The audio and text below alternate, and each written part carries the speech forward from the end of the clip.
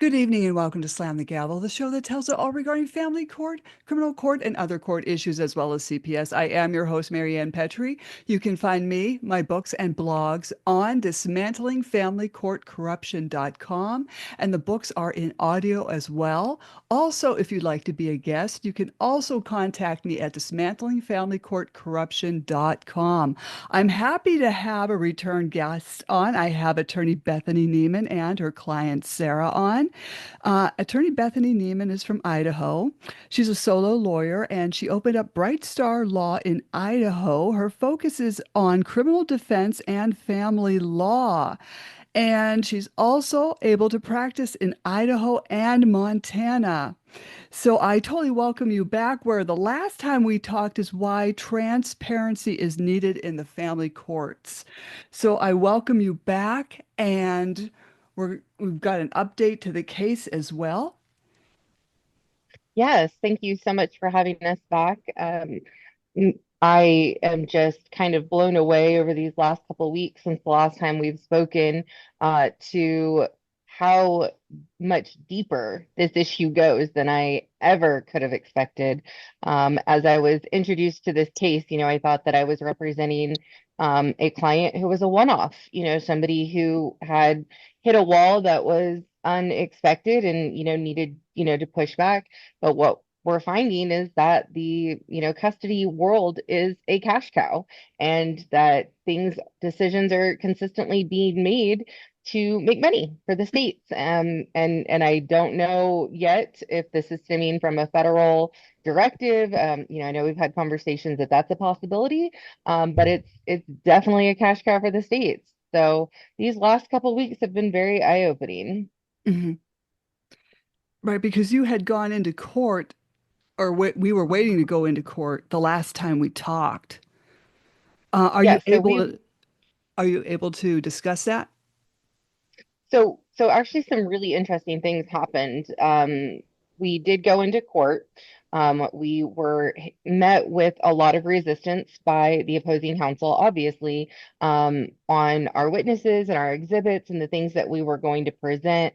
The judge made statements regarding treating my client, Sarah, as if she had had a lawyer the whole time. So the expectations for timelines and turning in exhibits and witnesses were all going to be upheld. And so basically excluded more than half of what we came prepared to argue.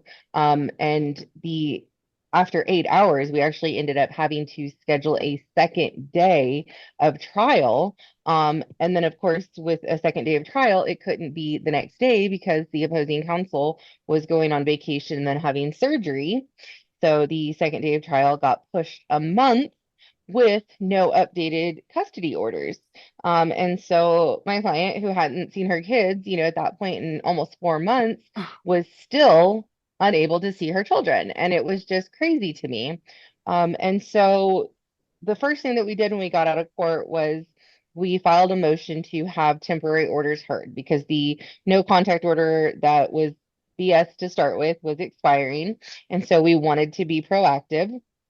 And so we filed that request, but I followed that up with a motion to disqualify the judge. Hmm. And the judge had made statements to me off the record where he had said that things that had happened um, were not as they were. And I'm trying to not get into too deep of specifics just because of the privacy of the children. But basically, one of the injuries had occurred in a way that it hadn't occurred, and that the reason that Sarah's CP case had been closed was simply because Dad had filed this emergency no contact order. And so these were things that weren't A, not true, but B, very biased. Like you weren't hearing our testimony unbiasedly. You'd already come to these two conclusions, and there were others. These are just the two that I focused on. And so I filed a motion to disqualify. And on Thursday, I got an email that the judge voluntarily disqualified himself. So we never even had the hearing on my motion to disqualify, but he disqualified himself and it will be reassigned to a new judge now. And I take that as a really big win in this particular case because Thank you. now gives us a brand new set of eyes and ears on it. So, That's huge. People don't Thank you. realize how huge that is. That's a big deal. Thank you guys.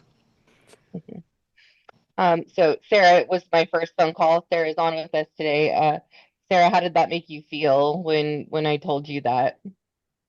I mean, it kind of a combination of, I mean, I'm so thankful because that that just needed to happen so bad. And you hear of nobody able to discipline their judge.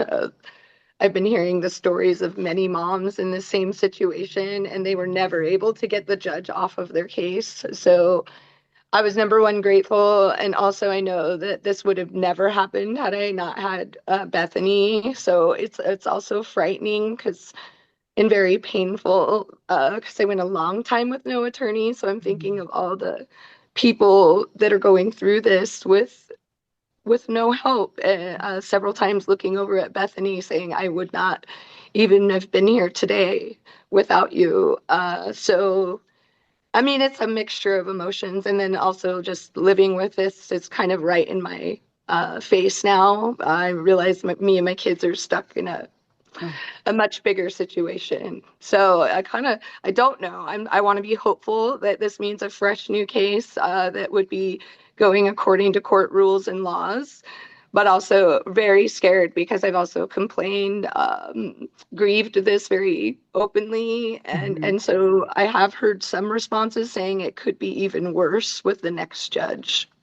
So Well, I'm hoping, fingers crossed. well, on our last podcast, I think we said we want to say something good about the judge, right? I Yeah. think we said, Mhm. Yes, let's hear please. something good. Well, so now we Yeah, did. So hopefully with this next judge, they'll do better and I really sure hope surprise so. us. I hope So so. I'm the only concern that I have with the new judge is our timeline. So we were set to hear a motion for child custody this coming week. I'm sorry, a motion for temporary orders this coming week, and then we were going to return for the second day of trial at the end of July. And so anytime you get a new judge, you're likely to have your court dates change to match his calendar. And so we have not been advised yet. Again, this all just happened. But we have not been advised to the new judges, so we don't know what his calendar is going to look like. And so I hope that um, we're still able to get in and get before him quicker because Sarah still isn't seeing her kids. And that's still not okay. And there have now been two situations since the NCO has been lifted that dad has called the cops because he doesn't like her trying to essentially test the boundaries to see, what she is allowed to do and what she isn't allowed to do. She saw them on the public street on 4th of July and had the police called because she stopped and they ran up to her and hugged her and she gave Oh. them gifts. And so that was enough to have the cops called on her. Ugh. And then she tried to take snacks to a school that her youngest goes to. And the comment by the school that is a specialty school was that she was trying to leave with the kids. And so that wasn't the case. She was Which I simply, was not doing that. Yeah, I was yeah. never doing that. So I really need to get some kind of orders in front of a new judge Hmm. that can give her some of those parental rights back or give her her parental rights back. I mean, just seeing your kid at lunch, even divorced parents can go to their son's school and have lunch with them. Why Right. is a parent who has been unsubstantiated unable to do so? So there's some hurdles still, but I see this as a big win. I think Yeah. that's great. You know, I think it's a waste of taxpayer dollars to have the police called on the 4th of July just because the kids wanted to hug their mother. That shows to me that the ex is an obvious child psychological abuser. That's what Well, Well, he and and my is. kids were so happy. My son grabbed my face. I think he just thought he just never saw me again. And so he grabbed my face as if he didn't even realize I was real and said, "Mama." Mm-hmm. and hugged me and let me pick him up. And I asked too, just so that like someone wouldn't say like, oh, she tried to force her kids to hug her, or I mean, you just don't know what you're caught up in these days. That I was just used to be able to freely love my kids, and now I Mm-hmm. don't. Uh, and then, of course, my kids had to watch the police show up and be like, go from happy because he also loaded all those things up, the dad, and he loaded them up in his driveway, and the kids were all happy, and he could have just said, "Thank you, have a great day," but then he loaded them all up into his driveway, let the kids play, and then called the cops. So my kids got to watch all of that. So that traumatized them. Therefore, he is a child Yeah. psychological abuser. And then he wrote a Well, protection order right after that, or right before that too, where he said that he was afraid I was going to cause emotional harm Oh, for, for for my children and basically steal them or take them. And then he's doing this, oh, where he's the clearly I one. was just, yeah, He's the one causing emotional harm. yeah. I I've mean, never called the cops on him or anything like that. I went through a domestic violence place, but I never made my kids have to watch that. right. so what's Yeah, very interesting about this, Marianne, too, is that one of the other people at the Fourth of July event was the, new girlfriend or friend. I don't know who, I don't know their relationship status, but it seems as if a girlfriend, who has multiple felonies for manufacturing of drugs, for child endangerment of felony her own injury to a child. children. Wait, wait. Yeah, Yeah, and so. Go ahead, attorney. Oh sorry. yeah, so she just has this extensive history going all the way back to 2014, of drugs and then most recently drugs and this injury to children multiple times. And yet this is the person who is on felony parole, not even probation, felony parole, who is being allowed near these kids, spending time on 4th of July with these kids, and I think may have actually been the one who called 911, Yeah. or law enforcement on that day. And it's like we brought that to the judge's attention. That was one of the arguments that we were trying to make back on the 26th is, if safety is the biggest concern for children, then why are we allowing someone who has this history around the children? And that was one of the things the judge threw out and didn't let us discuss. And it just brings me back to, is it really the best interest of the child that's guiding that decision, specifically in this case, but overall with the other testimonies that we've heard, is the best interest child, which is highlighted multiple times in this Idaho statute as being the number one guiding factor, is it even being considered? Because that's crazy to me. You have a mom who's accused of one simple injury, a very minimal injury, even if it was true, which it's not, but even if it was true, it's very minimal. And then we have a new girlfriend being around the kids consistently that has an extensive felony history, including child abuse, including drug manufacturing. That, wow, how do you get to that? Now, is she indicated on child abuse charges at all? Do you know? Is she No, actively? so yeah, she has recently been convicted of injury to child when she was part of a drug ring that got busted, and there was a 6-month-old that they literally said had to be rescued from the situation. So technically, she's it must be on a child abuser's list, I'm thinking. Well, yeah, there was Probably. fentanyl. Hmm. So then technically the judge should have said custody reversal back to mother. Because if he's entertaining this friend, those kids, she's not allowed to be around kids. I mean, Well, also, Marianne, my son came up positive for amphetamines in his hair. And this lady has manufacturing of methamphetamines. And I asked for 3 protection orders just for my children, not for me, but for my little 4 and 6-year-old, because my son had come up with amphetamines in his hair in his dad's care. And then I found out that This was the girl in my home with my children, staying the night with my kids. And there was even a letter written by my neighbors saying they were very concerned about the situation. And then I even asked probation and parole, and they even asked me why this person has my children, the dad, saying we can't really do anything about the girl, but she does have felony injury to a child. And yeah, I mean, it is for drugs. And there was fentanyl at that drug bust too, not just methamphetamines. There was But fentanyl, if she's on parole, right? Felony parole. So why felony can't, probation and then parole. then Yeah. they should be able to go get her and remove her from that house So, because Marion, this actually goes deeper than that. Actually, oh, I'm sorry, I didn't mean to interrupt you. it's okay. We called parole. We spoke to this woman's parole officer, and he did not have any concerns with her being there. And I literally remember like almost ending the call in tears because I was Yeah. like, how is the person who knows her history more than anybody else is going to, except for her, not willing to step in? And he basically indicated that the communication he had previously had with Sarah was uh,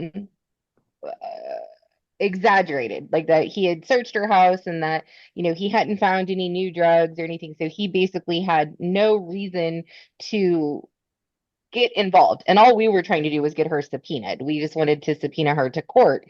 And he refused. So he knows that she's around these two children, and he knows that she is on felony parole. I mean, you can pull up on the IDOC website, why people are on parole, what cases they're on parole for, and Isn't she he is. isn't he breaking a penal code that he's supposed to do his job and whatever they do with these people that are around children when they should not be. He's doing something wrong. There's got to be some He penal actually told me code. he told me that I was exaggerating and that I should worry about the dad that has my kids and ask the courts why the dad has my children, that it's not Miranda's problem. No, I think he should be worried about his job now. Yeah. Yeah. Yeah. I And think I even what I told keep him my son came But up with the drugs in his hair. So, I mean, I was explaining why it was a problem. Like, it's not like also this girl was just around my kids and nothing happened. Something happened. My mhm. son, my son's special needs and he has drugs in his hair. Like, how could anyone expect me to ignore that? My Attorney, So little what I boy. keep Att- telling Sarah is that we have to bide our time.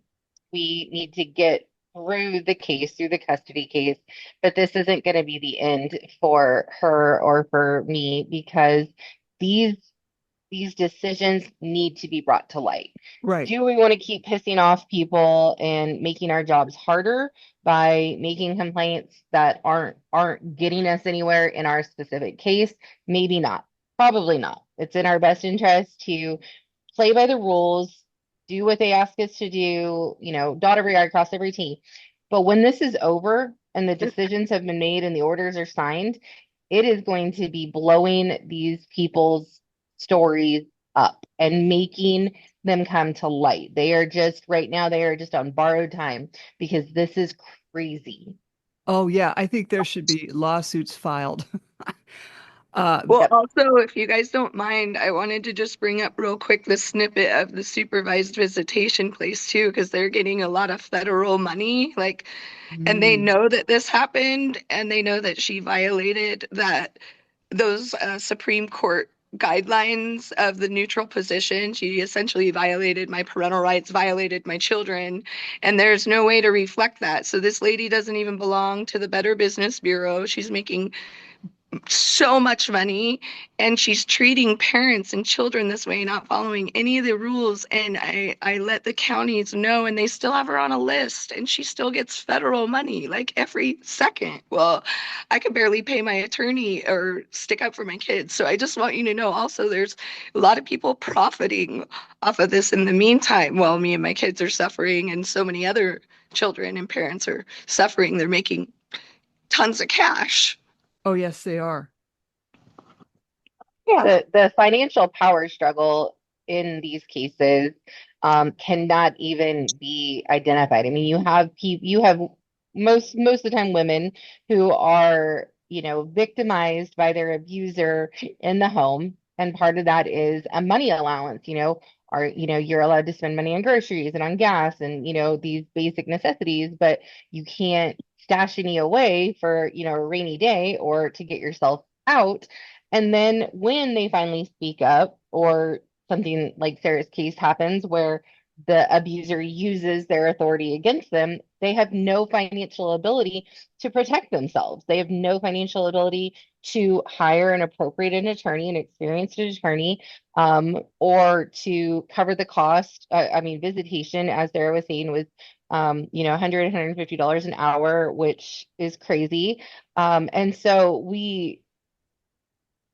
then now you're starting to pick and choose. Okay, do I put any money towards an attorney, any little money that I dwindle away? Do I put that towards an attorney? Do I save that for visitation? Do I pay for drug testing to prove that, I don't have any issues that they're, raising against me? And it's like the other side is just throwing money at an attorney and, filing baseless motions and filing protective orders because the other ones have expired, and is just literally launching money into the system. But Mhm. the power struggle, the power imbalance is so unfair because how do you respond to that if you physically don't have the money? And if you don't have the credit or the reputation or the family support, as in Sarah's case, to fund your defense, what do you do? It's not like a criminal defense case where you're automatically appointed an attorney. Mhm. Mhm. I genuinely believe that one of the conversations that we need to have is reform in how child custody cases, or just how family law cases in general, are handled, that both parties are equally given access to attorneys. There should be no pro se. People should not be trying to educate themselves on the law as they're in a vital situation already, and already emotional, already, probably not sleeping great. Um, that is not the time to be asking somebody to learn the law and follow the letter of the law. Every family law case needs to have an attorney on both sides. Mhm. Hard, hard line. Well, like the state of New York, they've got these 18B attorneys, and I've got a dad who also has an ex who's living with a four-count felon. It doesn't end. And he was given an 18B who essentially was playing with the other side as well. So he back went back to pro se. It's Yeah.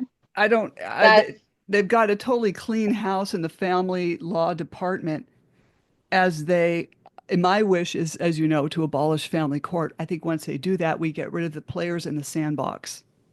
mhm. Well, and I think that something that we saw, and we talked about this last time, was the fact that the attorney for opposing, or the opposing counsel, knew the judge.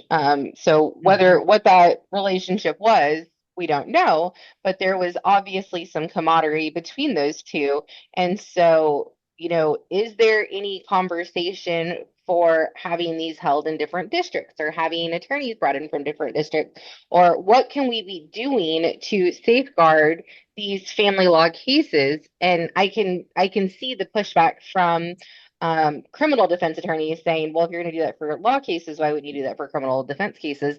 And the reality is, criminal defense cases are won on facts. There are elements. Did you do Mm-mm. this, this, and this? Can we prove you did this, this, and this? Okay, so there's less about relationships, there's less motions that can be denied. Family law is all about emotion. It's all about filing the appropriate motions and keeping things moving and meeting deadlines. And so if you have somebody who has a bias towards one side or the other, they're going to either allow them to shorten deadlines or extend deadlines, and then deny you access to do those same things. And it hurts family law cases in a different way because every single case is different Mhm. and doesn't have a checklist of things that you can say, if you did XYZ, you're guilty. And if you didn't do XYZ, you're not guilty. Family law cases don't work like that. So this I definitely think there needs to be some intentional disconnect if we're going to keep a family law system and remove some of that bias because we've seen it firsthand. I agree. The bias has to go. And I think I told you that my opposing attorney was BFFs with the judge because they worked in the DA's department for years. So I didn't stand a chance. Yeah. Well, along that lines too, also the perjury, you guys. Oh, So yeah. Fabian is, excuse me on the name, but the dad has actually not only took the stand and read a letter stating it was CPS and that it wasn't him doing these protection orders. That was clear in January. He applied for two more protection orders, lied also on both of those, committed perjury and omissions. So in total, I think he's gotten four protection order petitions. In every single one of them, he lies. He says dishonest things about me, and then also he commits perjury and omissions, and also brings up a DUI charge, which I'll just be nice and open. It's from 24 years ago. I was 21 and 22 years old. I didn't even actually have children. And he keeps putting that on every single Oh, piece of yeah. paperwork so that everybody knows I look bad, that I'm a DUI mom, even though then when they look, even Bethany, my own attorney, was like, "Oh, I thought that was like within the last 10 years." I'm like, "No, it's like 24 years ago." They are using these things just on a petition, so it makes me look bad. So a judge Mhm. might sign off on it. It's a distraction. They use it as a distraction. Yeah, but he doesn't put his domestic violence, felony domestic battery enhancement with our children. He didn't put that on any of the protection order petitions. Don't you think that would mean his are completely void when he's lying on them over and And over the again? and the problem with that, Marion, is that by him lying, so in Idaho, when you file a protection order, it's granted immediately if there is probable cause. So they look at the facts and circumstances.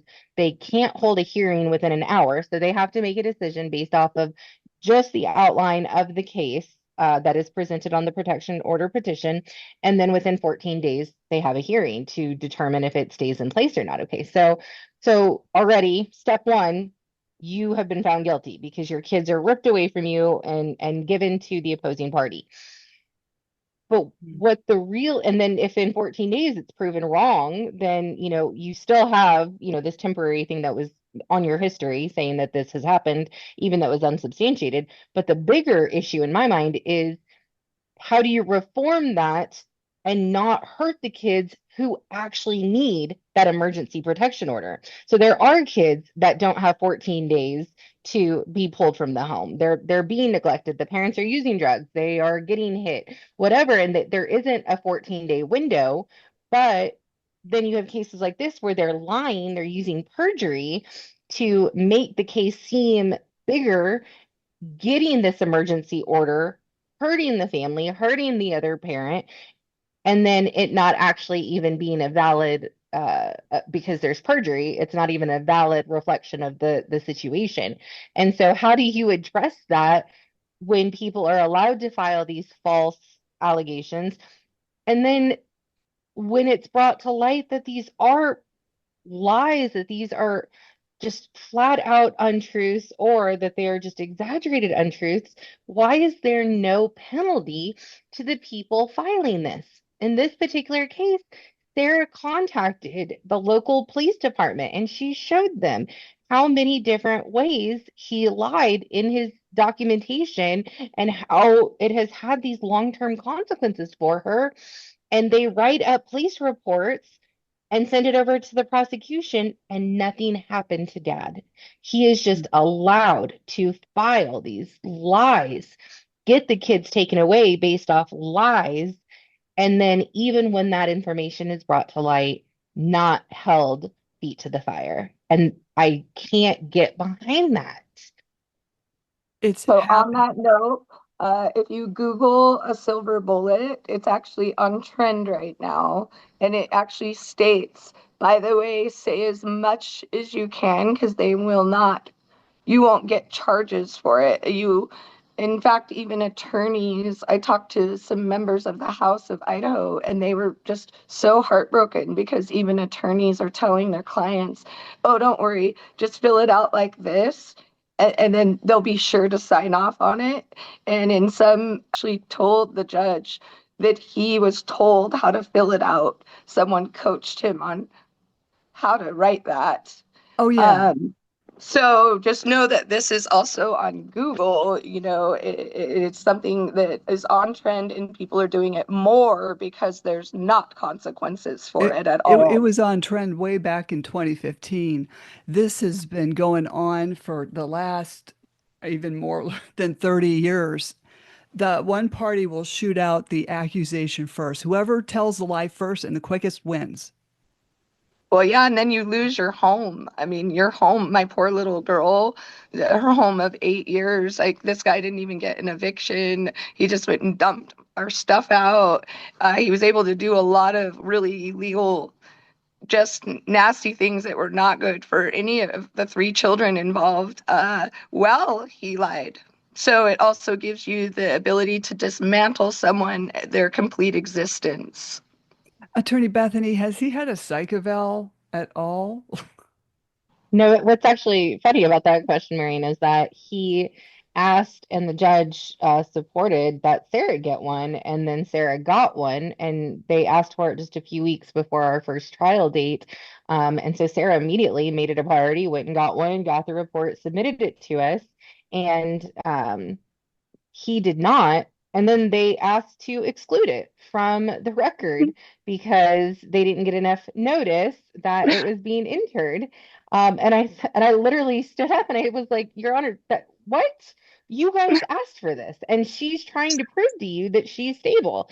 And so no, at no point has he presented any kind of show that he has had a psychological evaluation. He hasn't presented any and actually testified that he hasn't done any drug and alcohol, any kind of counseling, anything since this began, even though And Sarah I has did. continued to, yep, Sarah has continued to drug test and come up negative, is doing the psych eval, has started counseling, and he has done none of that. So, yeah. That I also, oh, go ahead. Oh no, I just wanted to hit on Sarah's point that one of the conversations that happened in the back chambers was a little bit frightening to me when it comes to the testimony. So, as Sarah indicated, there are actually three children in this case.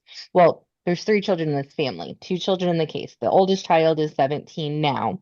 The oldest child has been in the life of the abuser now for 8 years and considers him a father figure, is not close to her own father, considers him a father figure, Mm. has been victimized by this person, has led to trauma that has required her to be hospitalized voluntarily because she was carrying that. And then we get into court and we're having this conversation about witnesses and exhibits and all of these things. And even though this little girl is a key witness, has lived this. It's not hearsay. It's not a view from Sarah's perspective that's being told to other people. This is somebody who has witnessed the violence themselves and the victimization themselves and been a victim themselves. The court wants to exclude her testimony. The court wants to say she is not a child in this case because she is not the victim's biological child and they're not married. She's not an adopted child. And she is under 18. So we want to exclude her testimony.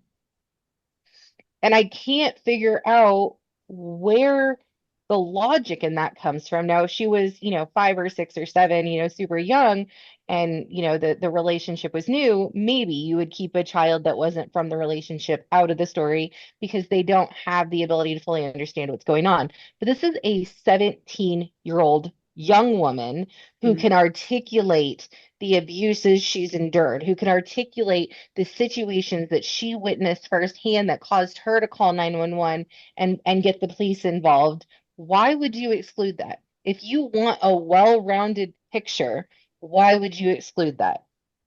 And I will just follow that up with one other thought about this because I am telling you, the 26th was a heavy day. They also basically called Sarah a liar and said that we had never asked for an attorney for the children. And let me tell you, I will say that in Idaho, our public records is actually pretty extensive. And so we were very quickly able to say, oh no, look in this case, look on this date, did ask for the kids to have an attorney. And this has been a request that has been guiding some of Sarah's decision making because you told her no. And that is a direct violation of Idaho family law.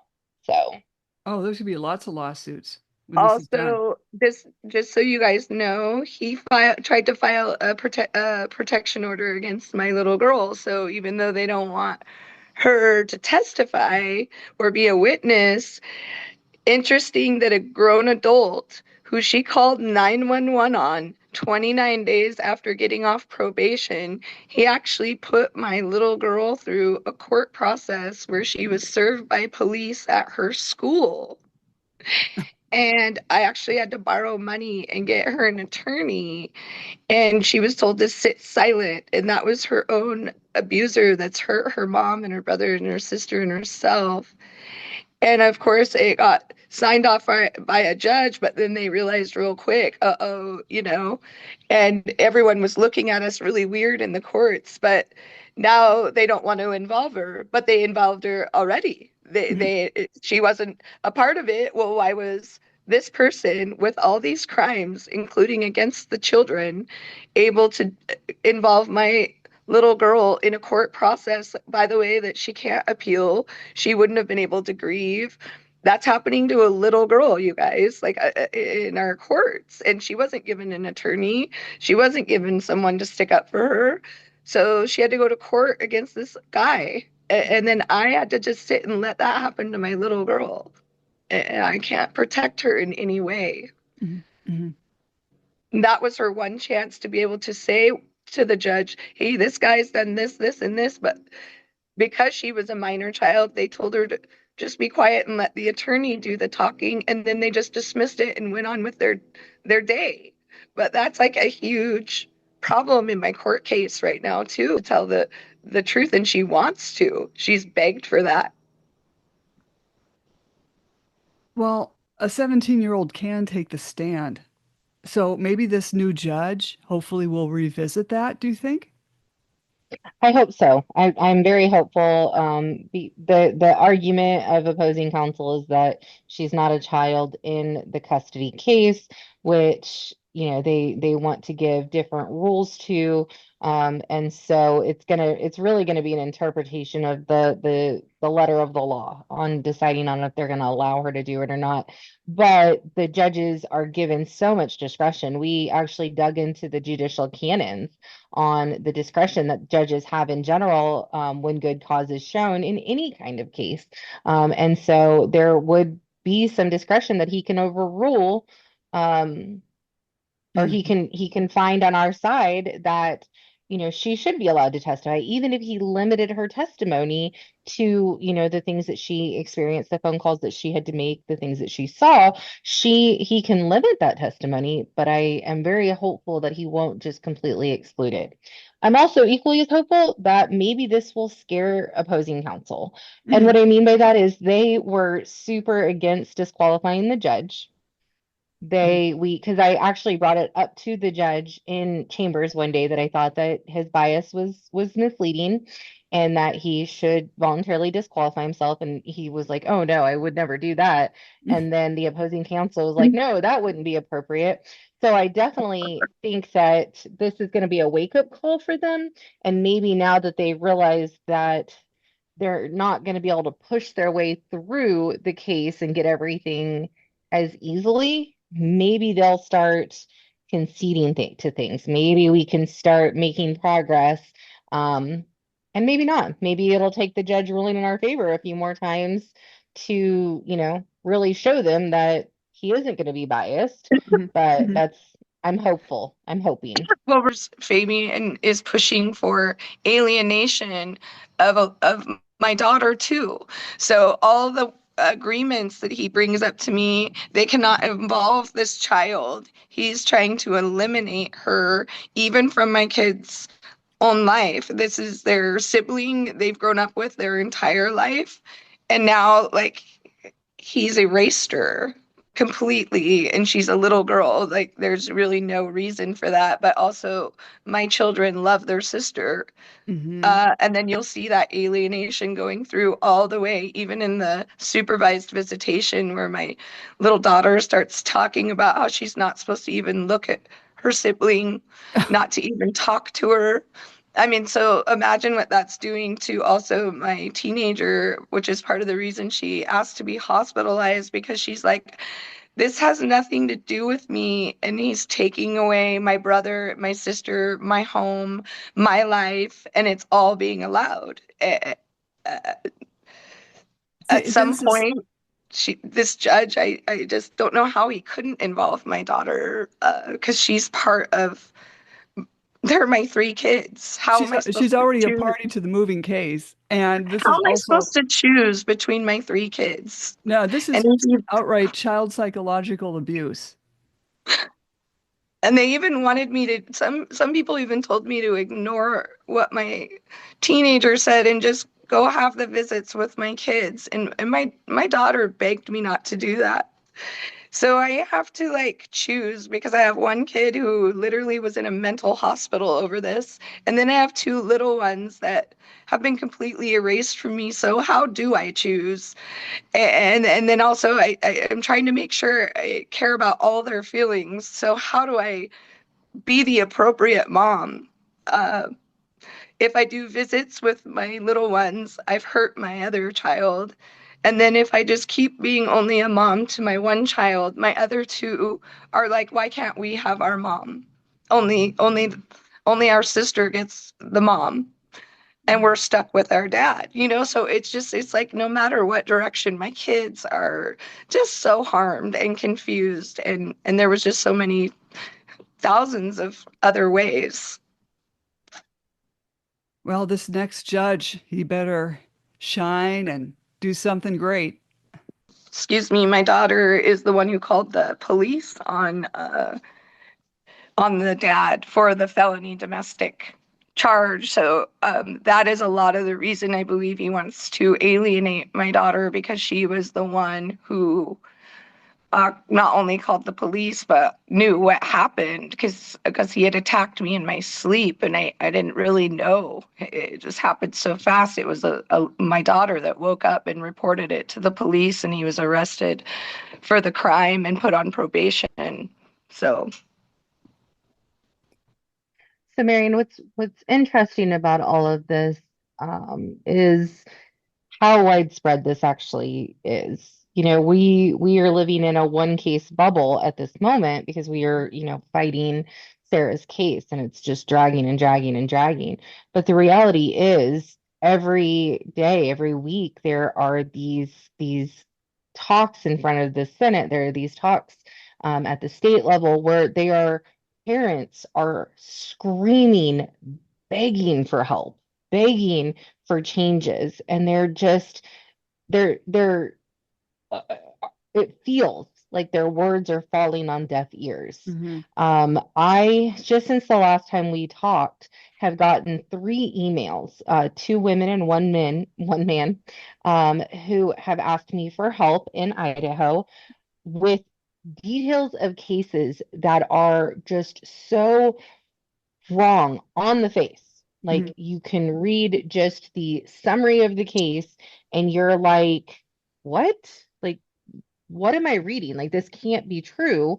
And then you dig into the facts and the documentation and you're like, wow, okay, this is true. For example, I have a dad who reached out, and he part of the custody order is that he pay 50% or whatever his ratio is of medical expenses and daycare and things like that. And so mom in that case waits and lets it build up for 3 months, sends him this huge bill for, their for the 50%, and he can't pay it because it's, 3 months worth of bills, and then gets held in violation and contempt of the judge's orders because he can't just immediately write her a check. So it's like, did we lose common sense that Yeah. maybe, within reasonable time we should be bringing these receipts to the other parent? So it's not just Sarah. I almost wish in a way that it was just Sarah. And as much as that breaks my heart, then at least we could deal with that and move on. But this is something, and I think you said that this is something that's been going on for a long time, and Mhm. it's not going to end if there isn't major reform. And I don't know, something that I heard just this past week, and I'm a little confused by, is that there are people, essentially wolf in sheep's clothing, people that we think are working on the side of parents that are maybe actually doing and making decisions and making arguments that are detrimental to these parents. But they're getting these stories because they're presenting themselves as being advocates, and that it ends up being that they are, more harm than good.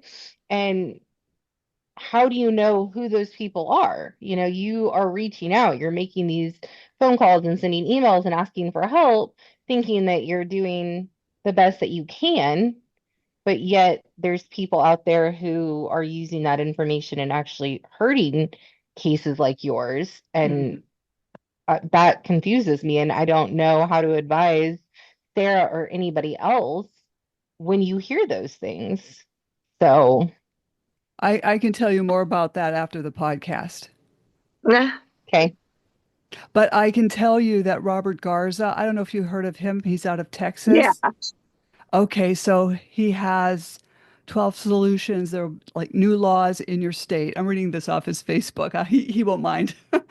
But Yeah. that will solve 90% of the problems you're having in family court. Victims advocating for children and courtroom integrity, neutralization of exploitation. And this is by Robert Garza. God bless him. He has just finished writing and amending 7 of the 12 bills below. Yeah. That is 350 of the bills, seven per state. And he still has 4 more to go. And this movement is dedicated to exposing corruption, fighting injustices, and demanding reform in the family court system. They advocate for the fair treatment and protection of children and families, ensuring that every child's true best interests come before legal and financial systems that often fail them.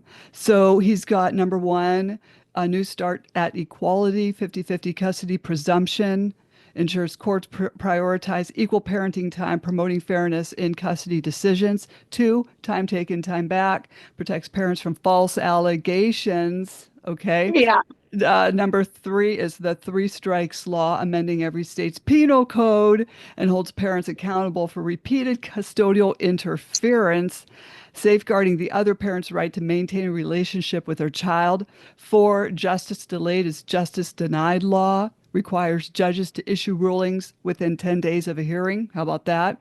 5, cameras in the courtroom. Here we go. Number 6, child support dual calculation reform ensures child support calculations account for the income of both parents, promoting fairness. 7 is making temporary orders appealable in all states. And 8 is justice for targeted parents, reimbursement of fees and costs in cases involving parental alienating behavior. And number 9 is the Litigant Access and Economy Bill. And this, the court shall not unreasonably deny the use of remote technology. Because I was kicked out of court watching in Santa Cruz, California, because I wasn't in there in person. Well, then there's indigent litigants. Mandatory transcript fee requires counties to provide free court transcripts to indigent litigants. 11 is the role and limitations of guardian ad litems. 12 is Family Court Fairness Act, the prohibition on pending criminal charges in any family court proceedings. Change is coming, Attorney Bethany. It's coming. And Yay. if you like, I can Gives do us an hope. email introduction with you and Robert Garza, if that would help. I would love that. I find myself drawn more and more into these conversations and into these arguments and telling people that, have authority about Sarah's case and about the cases that I'm, receiving contacts on. Because I'm just so astounded. I'm so blown away that it's like the more people I know that know, the better. And maybe I'm going to tell the right person one day who's going to have the authority to do something, that's going to have the authority to implement it. So I definitely can see this leading me to working with legislation and being able to testify not only to Sarah's facts, but just to the blatant disregard of the family law rules, or the at least the blatant misinterpretation of them. So I would love to talk to Robert Garza, that those everything, as you were saying them, I was like, yes, yes, yes. These are all things that are needed. These are things that, if we were doing them across the board in every state, would be amazing. That you would not believe how every single state has different laws for juvenile kids, for CP cases, for abuse in general.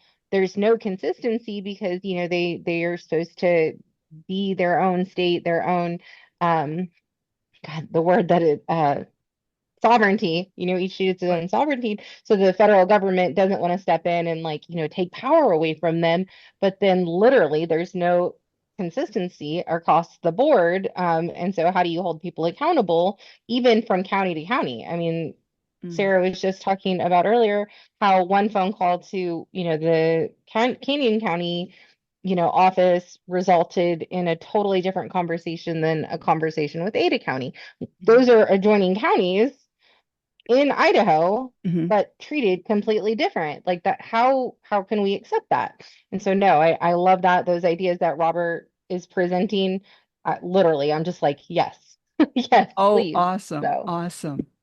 Well, and I wanted to tell you guys to remember Bethany didn't, she, I feel so bad. I've dragged her into this really unintentionally. I just was so desperate. And at first, I was just having her kind of proofread my documents to make sure it's appropriate. And then you have to understand that it got to a point where I'm like, please, please, I'm desperate at this point to where, I mean, I pulled her into this, and there's a sense of guilt too, because it is so big, and so bad that it's hurtful. And even the attack, from the other attorney, it started attacking her immediately, trying to really mess that relationship up, and so I want to share with you too that Bethany kind of got pulled into this by accident, but Mm. really, unintentionally. And now I think she just can't close her eyes to it. They say once you see this, you can't unsee it. And so I just want to also, remind you guys how thankful I am for Bethany being truthful to the law and Mhm. having integrity, because it's also very rare to find. And I think that is the only reason I'm still even able to fight my case right now, Mhm. for sure, without a doubt. Attorney Bethany, is there anything you'd like to add? Because I could keep talking to you all afternoon. I could do the same.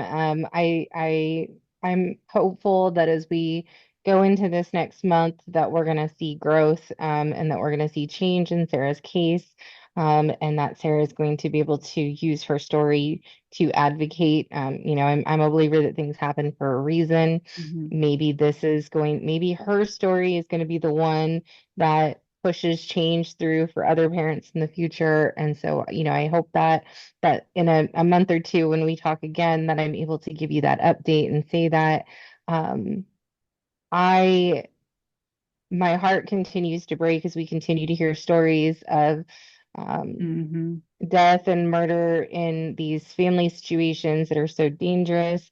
There's just always that kind of sense of fear that lingers over, that if dad feels pushed into a corner, as some of these other dads have, that he is going to respond negatively. And so every time we have a win, there's a little bit of a weight of Mm. what does that mean, and it's just because of what we've been seeing. I mean, look, we still haven't found Travis Decker, and it's Mhm. been, Oh, yeah, that's already right. six Yep. weeks.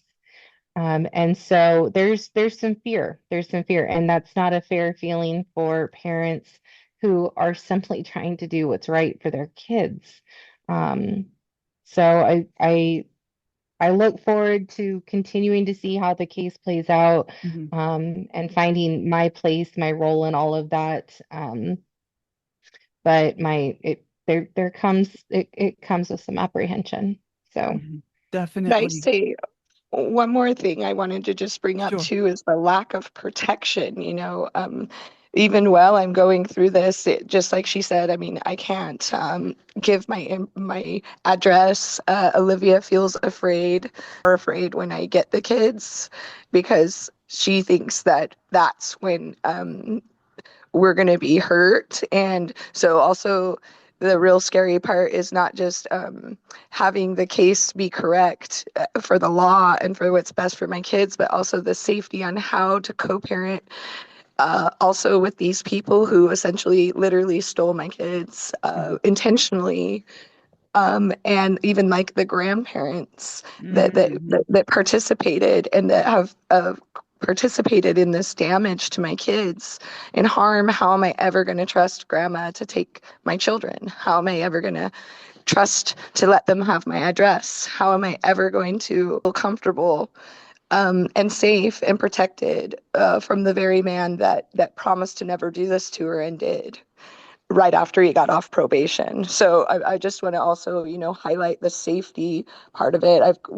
We've gone through this with zero protection, and that means advocating. Before I ever had Bethany, I was alone, literally left to the dogs, whoever I make upset, that something I could make a mistake that causes a really bad problem, like Bethany said, where there is violence, there are partner and all children involved. Mhm. Very scary, and there should be protection from the very beginning that there's any kind of violence or abuse of any kind. Right. And thank you so much. And Attorney Bethany, do you want me to put your details in where people can reach you? yes, I appreciate that. I kind of have a goal right now where I want to see Sarah's case resolved. I don't want to ever have so many cases on my Right. caseload that I'm not able to give the appropriate attention. But if you have a story to share with me, and you would like to, please do. And I will either connect you with a good attorney that can help, or we will have a conversation and see, what tools are missing connecting you. Actually, through this, Sarah has connected me with some amazing contacts within the Infant Justice Center, Faces of Hope. So places that maybe I didn't know about existed, that I can now share with, people who want to reach out to me if they're just looking for a sounding board. So yes, please share my information. Sometimes I think that there's even some help just by having a listening ear, Mhm. somebody who hears you and validates you and says, what is happening is wrong. Mhm. And I see that and I hear that. And so, yeah, I would appreciate that. Most definitely. Well, don't jump off, okay?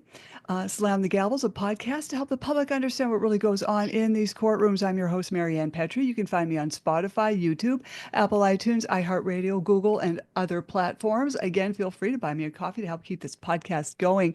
Thank you, Attorney Niman and Sarah. Thank you so very much for speaking out. Thank you for having us.